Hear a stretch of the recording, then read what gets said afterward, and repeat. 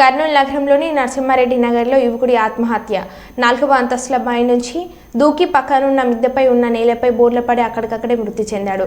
విద్యార్థి Akash BTech first year Chipullareddy engineering కళాశాలలో చదువుతున్నాడు. తల్లి పేరు సురేఖ, తండ్రి పేరు సూర్యప్రకాష్ రెడ్డి.